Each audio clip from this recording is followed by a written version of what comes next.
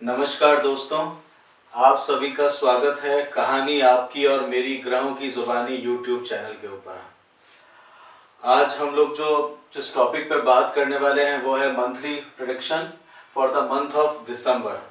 तो दिसंबर महीने का कैसा रहेगा प्लैनेट्स का गोचर और उसके हिसाब से किस तरह से हम लोगों की लाइफ रहने वाली है उसके बारे में हम लोग डिस्कस कर रहे हैं।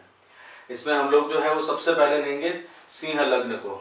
सिंह लग्न को आप जैसा कि जानते ही हैं कि सूर्य जो है इसके लग्नाधिपति हैं और ये सबसे पहली सभी राशियों में सबसे पहले रहे हैं। मतलब अगर सिंह राशि जो है या सिंह लग्न जो है वो फर्स्ट रहा था, उसके बाद बाकी सब दूसरी राशियों को अपने अपने स्थान उनके हिसाब से दिए गए थे। जैसा कि आप जानते हैं कि है ना, सूर्य जो है वो राजा है और कई शास्त्रों में बोला है कि चंद्रमा जो है वो रानी है। तो उस हिसाब से सूर्य और कर के हिसाब से सारी राशियां डिवाइड हुई थी। उसके बाद में सबकी पास पास की राशि, जैसे बुध आए तो बुध ने कहा कि मुझे कौन सी राशि मिलेगी, तो कहा कि सूर्य ने एक राशि दे दी, चंद्रमा ने दूसरी राशि दे दी, तो मिथुन राशि और कन्या राशि दे दी गई। और कन्या राशि आप जानते ही हैं कि मूल त्रिकोण राशियों में से आती है, बुध को बहुत प्रिय राशियों में से है। उसके बाद शुक्र आए तो उनको तुला राशि दे दी, वृषभ राशि दे दी या वृषभ लग्न हो गया। उसी के साथ साथ में अन्य जो मेष और धनु और कुंभ और मकर राशियां वैसे ही डिवाइड होती गई। तो इसमें अगर आप सबसे पहले देखेंगे तो आपके पहले घर में अगर 5 लिखा हुआ है तो आपका ये फर्स्ट हाउस है। 1 2 3 4 5 6 7 8 9 10 11 12। तो फर्स्ट जो हाउस है, ये डायमंड जो शेप देख रहे हैं, इस पर पहले घर को आप देखा हुआ है तो ये लग्न है। इस लग्न में अगर 5 लिखा हुआ है तो आपका सूर्य लग्न है। सूर्य लग्न के हिसाब से ये पूरा प्रेडिक्शन होगा और उसी पे ही ये इम्प्लीमेंटेड है, ना कि ये सूर्य राशि वालों के लिए। सूर्य राशि उनकी होती है जहां पे चंद्रमा हो और 5 लिखा हुआ हो। तो अगर आपका 5 लग्न पे पहले घर पे लिखा हुआ है तो आपका सूर्य लग्न है। उसके हिसाब से हम लोग आगे प्रेडिक्शन करेंगे। इसमें अगर हम लोग आगे देखें, बेसिक अंडरस्टैंडिंग बढ़ाएं अपनी, तो देखेंगे कि सूर्य जो है वो 15 नवंबर से 15 दिसंबर तक वृश्चिक में रहेंगे। उसके बाद 16 दिसंबर से मकर संक्रांति यानी कि जनवरी तक धनु में चले जाएंगे। उसके बाद में मंगल जो है वो 4 अक्टूबर से लेके 23 दिसंबर तक मीन के अंदर में रहेंगे और उसके बाद 24 दिसंबर के बाद में मेष में चले जाएंगे। फिर बुध का आप देखेंगे तो उनका ट्रांजिशन जो है 28 नवंबर से 16 दिसंबर तक वृश्चिक में रहेंगे और उसके बाद में 17 दिसंबर से 4 जनवरी तक वो धनु में रहेंगे। वैसे ही शुक्र जो है उनका ट्रांजिशन अगर आप देखें तो 17 नवंबर से 10 दिसंबर तक वो तुला में रहेंगे, उसके बाद में वो वृश्चिक में आ जाएंगे। वहीं शनि जो है वो अभी अपने स्वराशि में ही रहेंगे, मकर राशि में। गुरु उनको ज्वाइन कर लेंगे 20 नवंबर के बाद, 20 नवंबर से, और 20 नवंबर से लेके 5 अप्रैल तक धनु वो भी मकर में साथ में आ जाएंगे। और राहु केतु जो है वो आप देखेंगे कि 23 सितंबर से रेट्रो चल ही रहे हैं और वो वृषभ राशि और वृश्चिक राशि में ऑलरेडी वहां पे रेट्रो पोजीशन पे चल रहे हैं, जिनकी डिग्री जो है वो 26.3 डिग्री से 24.7 डिग्री तक रेट्रो चलेंगे। गुरु जो है वो 2 डिग्री से 8 डिग्री तक आगे की तरफ मूव करेंगे, मतलब वो रेट्रो नहीं है, वो आगे की तरफ मूव कर रहे हैं। और शनि जो है वो भी 4 डिग्री से लेकर 7 डिग्री तक आगे मूवमेंट कर रहे हैं। और आप इन सब का देख भी सकते हैं कि सूर्य जो है 1 डिग्री पर डे के हिसाब से बढ़ते हैं। साथ में मंगल की भी जो डिग्री है वो मिनट है 38 मिनट पर डे के हिसाब से करते हैं, तो 45 दिन का अप्रोक्सीमेटली उनका एक गोचर रहता है। साथ के साथ में बुध जो है वो 1 डिग्री 19 मिनट तक बढ़ेंगे। शुक्र 1 डिग्री पर डे के हिसाब से बढ़ते हैं और 4 मिनट पे शनि पर डे आगे मूवमेंट करते हैं। 5 मिनट में गुरु करते हैं। और राहु और केतु जो है वो नोड्स हैं, ये छाया ग्रह हैं और ये 3 मिनट के हिसाब से मूवमेंट इनका माना जाता है। यहाँ पे हम लोगों ने इनकी एवरेज वैल्यू को कंसीडर किया है, इनकी एक्चुअल वैल्यू को नहीं कंसीडर किया है, क्योंकि जैसा आप जानते हैं राहु और केतु पूरा का पूरा ये नोड्स आपस में जो इनका फोकल पॉइंट से मूवमेंट रहता है वो डिस्टेंस जो है उसको एवरेज वैल्यू को लिया गया है यहाँ के प्रेडिक्शन में। अगर क्योंकि दोनों का मूवमेंट जो है नोड्स का अलग अलग डिस्टेंस पे वो अलग अलग मान्यता देता, अलग अलग डिग्रीज आते हैं। पर अगर एवरेज वैल्यू भी लिया जाता है तो उससे ओवरऑल ट्रांजिशन का प्रेडिक्शन के अंदर में कुछ हेल्प हमको मिल जाती है। इसमें आप देखते हैं कि ओवरऑल चार्ट के बारे में देखते हैं, सिंह लग्न का चार्ट कैसा रहेगा। तो पहले घर में 5 है, ये आपका हेल्थ और इसको डिपेंड करता है। जैसे कि आपका जब जन्म हुआ है ये आपका उदय लग्न भी कहलाता है, तनु लग्न भी कहलाता है, इससे आपका हेल्थ के बारे में विचार किया जा सकता है। तो आप अपनी हेल्थ को देखेंगे तो अभी उसके लग्नाधिपति जो है 4th हाउस में है। 4th हाउस जो रिप्रेजेंट करता है आपके सुख स्थान को रिप्रेजेंट करता है, साथ के साथ में आपके घर को रिप्रेजेंट करता है। तो अगर आप देखेंगे तो कुंडली अगर डिवाइडेड है तो पहला अगर आपका हुआ ये आपकी हेल्थ डिफाइन करता है, दूसरा धन का स्थान हुआ या परिवार का, जब आप पैदा होते हैं या जब आपका जन्म होता है तो आप परिवार और धन आपको उस समय मिलता है, तो वो इस लोकेशन से होता है कि आपको कैसा परिवार मिलेगा, कैसा घर मिलेगा। फिर आप तीसरे घर में आते हैं तो फिर आप कितना पराक्रम करेंगे, कितना आप में शक्ति कितनी है जिससे आप आगे बढ़ सकते हैं, तो वो 3rd हाउस से देखा जाएगा। साथ में फिर आप पराक्रम और अपने सामर्थ्य से घर बनाते हैं, घर बनाने के बाद में आप थोड़ा सुख पाते हैं तो आप विद्या ग्रहण करते हैं, आपके बच्चों का स्थान आता है। बाद में विद्या के बाद में आपके ये नौकरी का स्थान है, शत्रुओं का है, जब आप विद्या अर्जन करते हैं तो कुछ शत्रु भी बन जाते हैं। साथ के साथ में जब आपके पास में नौकरी वगैरह हो जाती है तो आप फिर ऑपोजिट स्थान जो आता है आपका शादी का स्थान, वाइफ का स्थान, और उसके बाद में ये जो है आयु का स्थान आपका डिपेंड होता है कि शादी होने के बाद में आयु कैसी रहेगी। फिर विवाह होने के बाद में धर्म के काम करते हैं आप, यहाँ से ये भाग्य स्थान है। फिर कर्म स्थान में कितनी बढ़ोतरी रहेगी, फिर उसके बाद में आप लाभ कितना कमा पाते हैं, मतलब जो आपने बचाया है पैसा उसको यहाँ से हम लोग देखते हैं, और ये खर्चा कितना किया है। तो ये ओवरऑल इस तरह से कुंडली को पढ़ा जाएगा। उसमें अगर आप देखेंगे तो अभी आपके तीसरे घर में शुक्र आया है। शुक्र को आप जैसे जानते ही हैं कि शुक्र जो है आपके यहाँ पे रहेगा 10 दिसंबर तक। 10 दिसंबर तक यानी कि 17 नवंबर से 10 दिसंबर तक यहाँ रहेगा। बीच में परिवर्तन योग बनेगा बुध और शुक्र का, जब सूर्य आगे निकल जाएंगे। परंतु शुक्र जो है वो आपको घर के अंदर में, क्योंकि ये 12th हाउस से 4th हाउस से 12th पे है, तो घर में कुछ खर्चे इसमें दिख रहे हैं। तो घर में कुछ खर्चे भी हो सकते हैं। थोड़ा सा पड़ोस के अंदर में भी आप देख सकते हैं कि शुक्र है, तो पड़ोस के अंदर में थोड़ा सा आपको ध्यान देना पड़ेगा अगर इस चीज में, क्योंकि तीसरे घर में शुक्र जो होते हैं वो घर से पड़ोस, ये पड़ोस का स्थान है आपका, तो इतना अच्छा नहीं मानता। अगर पड़ोस में जो है लव अफेयर वगैरह, उससे आपको बचना चाहिए इस समय में। तो ये शुक्र की पोजीशन, परंतु अगर आप घर में ही 12th हाउस में खर्च करते हैं तो ये आपके लिए बहुत अच्छा योग इसमें लेके आ रहा है। और साथ में इसकी 7वीं दृष्टि जो है, पूर्ण दृष्टि जो है वो जा भी रही है मतलब धन कर्म के स्थान पे, तो वो उस स्थान में भी आप कर सकते हैं। कुछ छोटी ट्रैवलिंग भी आ सकती है, तो उसमें भी आपको देखना होगा। तो उसके लिए आप शुक्र को देखा जा सकता है छोटी ट्रैवलिंग के लिए। फिर आप देखेंगे सूर्य, सूर्य जो है घर के अंदर में 4th हाउस में, 4th हाउस में सूर्य जो है आपके लग्नाधिपति हैं, बट 4th हाउस में सूर्य को जो है वो हम लोग इतना अच्छा नहीं मानते, क्योंकि सूर्य जो है 10वें भाव में सबसे बली होते हैं, दिग्बली कहलाते हैं, और दिग्बली से यहाँ से ऑपोजिट आए हैं तो ये इतने बलशाली नहीं होते, तो घर में सूर्य का काम नहीं होता। परंतु ये आपके लग्नाधिपति, तो घर में आप रहेंगे तो घर में थोड़ा सा अगर आप संयम वगैरह रखते हैं अपनी कोई बात पे, क्योंकि घर में राजा का ज्यादा काम नहीं है, तो आपको यहाँ पे अपना, अगर आप अपना प्रभुत्व भूल जाते हैं तो आप इंजॉय एट होम, तो आप घर पे बड़ा आनंद ले सकते हैं। और साथ ही साथ में ये 16 दिसंबर तक रहेगा, उसके बाद में फिर ये त्रिकोण में आ जाएगा। तो त्रिकोण में आते सूर्य जो है वो आपको बेनिफिट करेगा, एजुकेशन से रिलेटेड बेनिफिट लेके आएगा आप लोगों के लिए, बच्चों के रिलेटेड बेनिफिशियल होगा आपके लिए। साथ के साथ में अगर आप देखेंगे तो आपको नए नए आइडियाज जरूर इस समय आएंगे 16 दिसंबर के बाद में, तो वो आपको दिखेगा। परंतु क्या 14 दिसंबर को शुक्र भी यहाँ आ जाएंगे, बुध भी यहाँ आ जाएंगे, सूर्य केतु भी यहाँ होंगे और चंद्रमा का भी 13-14 तारीख को गोचर चलेगा यहाँ पे। तो 5-6 ग्रह आपके घर में होंगे तो थोड़ा सा शांति फील हो सकता है। और सूर्य ग्रहण भी है, हालांकि ये सूर्य ग्रहण 14 तारीख को जो है वो भारत में नहीं है, परंतु फिर भी सूर्य उसके कारण आप में थोड़ा सा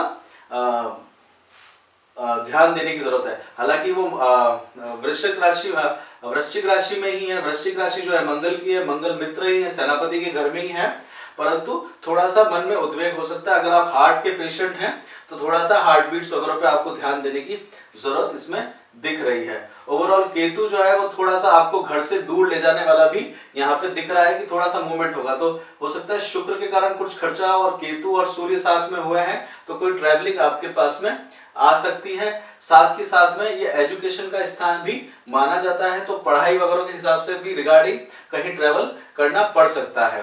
तो ओवरऑल सूर्य का ये रोल रहेगा। फिर आप देखेंगे बुध का, तो बुध 16 दिसंबर तक वृश्चिक में रहेंगे, यहाँ पे रहेंगे। तो बुध और सूर्य का बहुत केंद्र में है। तो थोड़े से बुध जो है थोड़ा सा इस तरह का कटु वचन ना बोलिएगा, थोड़ा सा आपका जो सेंस ऑफ ह्यूमर है वो आपको देगा, बट हर जगह सेंस ऑफ ह्यूमर को इस्तेमाल करेंगे तो थोड़ा सा मुश्किल पड़ सकता है, क्योंकि केतु साथ में है और ग्रहण भी साथ में आ रहा है, तो ये आपको थोड़ा सा मुश्किल में डाल सकता है। बट अगर आप उस पर ध्यान दे देंगे, क्योंकि आपके बुध जो है वो आपकी वाणी का स्वामी है, और वाणी का स्वामी वहां से तीसरे घर में आया है, तो उसको आपको ध्यान देना चाहिएगा बोलने पर, अदरवाइज ओवरऑल आपका टाइम ठीक रहेगा। और केतु जो है वो यहाँ पे रहेंगे ही रहेंगे। तो केतु जो है उनका डिग्री भी चेंज होने वाला है, और वो 26 से 24 डिग्री पे है, तो थोड़ा मृत से व्रत की तरफ ये बढ़ने वाले हैं, और इनका बल का भी साथ साथ में विचार करना चाहिए। दूसरा, इस डायरेक्शन में अगर आप देखेंगे तो ये नॉर्थ डायरेक्शन कहलाता है कुंडली का। तो नॉर्थ साइड में अगर आप थोड़ा बहुत ट्रैवल वगैरह रखते हैं, अगर कोई ट्रैवलिंग का बंदा, तो वो भी ऑलरेडी आपके लिए फायदेमंद हो सकता है। फिर हम लोग आगे बढ़ते हैं, तो बुध भी जो है वो 17-12 को मूवमेंट कर जाएंगे। तो गुरु की राशि के अंदर में है, तो और त्रिकोण के मूल त्रिकोण राशि कहलाती है धनु राशि गुरु की, मीन राशि नहीं कहलाती। तो धनु की राशि में बुध और सूर्य दोनों होंगे, तो वहां से आपको कुछ नए नए आइडियाज आएंगे, कुछ बेनिफिट होना शुरू होगा, बच्चों की आपको कुछ ग्रोथ दिख सकती है। साथ के साथ में सूर्य ग्रहण से बाहर होंगे, तो उस समय आपके अच्छा दिन आपको महसूस होंगे। तो उनके बारे में, गुड डेज बैड डेज के बारे में भी हम लोग आगे चर्चा करेंगे।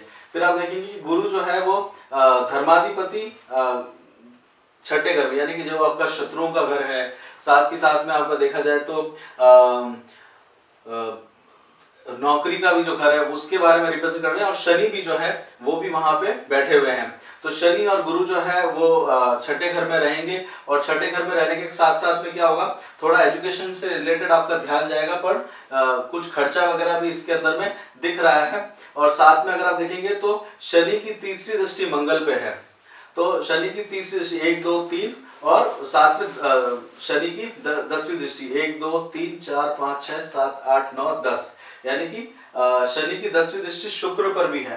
तो कोई शत्रुता, कोई शनि और शुक्र की युक्ति में कोई छोटे काम से क्या है बहस ना हो जाए, तो उससे भी आपको थोड़ा सा बचना चाहिए, क्योंकि शनि जो है वो एक तरह से कर्मों का हिसाब देने वाले हैं। तो कुछ गलत कर्म होते हैं तो उनका भी नुकसान आपको मिल सकता है, तो उसमें शुक्र का थोड़ा सा ध्यान दीजिए। हालांकि ये दोनों मित्र ही हैं। और आप ये भी चीज देखेंगे कि अभी जो है सूर्य नजदीक है, तो 1, 2, 3 और 1, 2, 3, तो इन सब की आपस में एक थोड़ी मित्रता है, क्योंकि ये टेम्पररी मित्रता कहलाती है। सूर्य और शनि शत्रु हैं, परंतु वो 3 घर ही हैं, तो ये थोड़ी मित्रता है। तो ये आपको थोड़ा सा रिजल्ट अच्छा मिल सकता है शनि और गुरु के कारण। और धर्माधिपति कर्माधिपति दोनों साथ में हैं, तो ये भी एक अपने आप में बहुत एक अच्छा योग लेके आएगा आपके लिए। साथ के साथ में आप देखेंगे तो थोड़ी सी हेल्थ का आपको देखना पड़ेगा, क्योंकि ये घर जैसे क्या होता है, ये जाया का घर है या वाइफ का घर है आपका,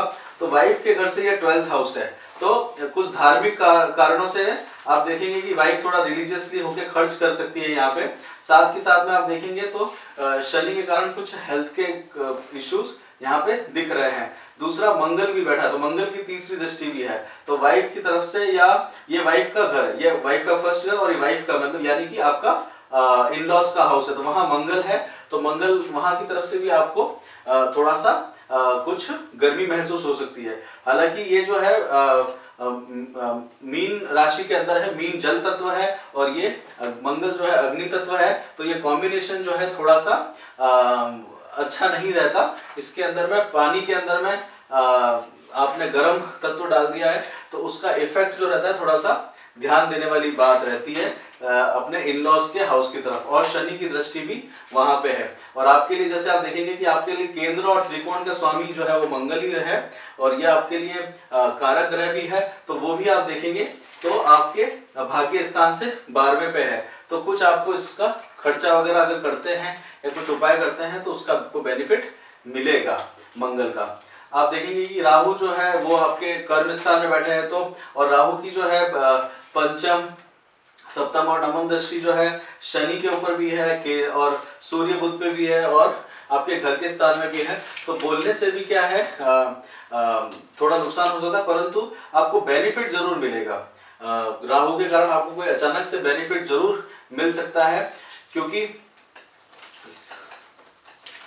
तो ये आपके क्या है राहु से गुरु 10वें स्थान पे है। अगर आप देखें तो 1 2 3 4 5 6 7 8 9वें स्थान में, यानी कि आपके भाग्य स्थान पे राहु की और गुरु का मूवमेंट हो रहा है, तो ये आपको कर्म स्थान के अंदर में प्रगति जरूर लेके आएगा, ये इसके अंदर में साफ दिख रहा है। और हो सकता है कि कुछ पैसे वगैरह की भी वृद्धि आपको मिल सके, तो कर्म स्थान आपका ठीक चलने के योग इसमें दिख रहे हैं। दूसरा गुरु का एस्पेक्ट भी है 1 2 3 4 5, तो गुरु जो है वो राहु जो है वो गुरु के कंट्रोल में भी है और अभी ये जैसे जैसे आगे बढ़ेगा गुरु और राहु पीछे आएगा तो एक तरह से बहुत अपने आप में कंजक्शन अच्छा बैठेगा, तो ये भी इस महीने में देखा जा सकता है। तो ये ओवरऑल आपका चार्ट के बारे में डिस्क्रिप्शन हो गया। इसमें आप देखते हैं कि जो गुड डेज हैं उसमें आपके अच्छे दिन रहेंगे। हालांकि ग्रहण के कारण इंडिया में तो कोई भारत में तो कोई असर नहीं पड़ेगा, परंतु फिर भी 14-12 तक यानी 14 दिसंबर तक थोड़ा सा सूर्य और केतु का होगा, तो उस समय थोड़ा भय जरूर हो सकता है, मन में उद्वेग हो सकता है, उसको ध्यान में रखिएगा। 24 और 31 तारीख को आपको बेनिफिट मिलेगा। 21 तारीख का बेनिफिट मैंने इसमें अलग से इसलिए लिखा है कि इस दिन आप देखिएगा कि आपको शायद कोई भूमि का अगर बेनिफिट मिल सके, तो 21 तारीख को आप इस समय चंद्रमा और मंगल की युक्ति होगी, तो ये आपको बेनिफिट मिल सकता है। थोड़ा सा अगर आपके मंगल और चंद्रमा अगर कुंडली में 6 8 12 में बैठा हुआ है चंद्रमा, तो हेल्थ के हिसाब से भी आपको देखना पड़ेगा कोई बीमारी नहीं हो जाए आपके शरीर में।